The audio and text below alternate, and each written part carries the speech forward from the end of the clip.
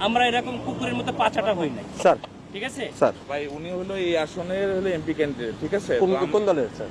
জামাত ইসলামী। জামাত ইসলামী। বুঝতে পারছি স্যার, আমাদের ক্যান্টনমেন্টের নিরাপত্তার সাথে ক্যান্টনমেন্টের গানে না না আপনারা তো ওখানে গান নিয়ে বসে আছেন, আপনারা জিব্বা দিয়ে চাইতে ফেলতেছেন পর তারিখ জিয়ার জন্য। আপনি তো একদম- আমরা কেন চাইতে পারবো না? আমাদের তো সরকার স্যার অনুমতি এটা দিচ্ছে। আমাকে বলে তো ইয়ে হবে না আমরা স্যার। অফিসের সঙ্গে কথা বলবো। যে স্যার এটা স্যার আপনি এই হিসেবে আপনারা দেশটাকে পরিকল্পিতভাবে ধ্বংসের দিকে নিয়ে যাচ্ছেন, আবার পরিকল্পিতভাবে ধ্বংস করতেছেন আপনারা।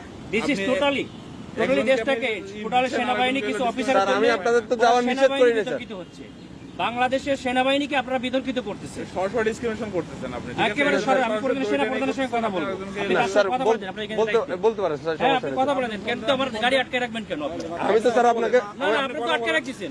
আমি তো স্যার আপনাকে যাইতে দিলাম স্যার, আমি তো আপনাকে ইয়ে করি। আপনারা আমাকে একটু সহযোগিতা করবেন। অফিসাররা আমার টোটালি সেনাবাহিনী এদেশের সম্পদ, এই সম্পদকে আপনারা বিতর্কিত করতেছেন।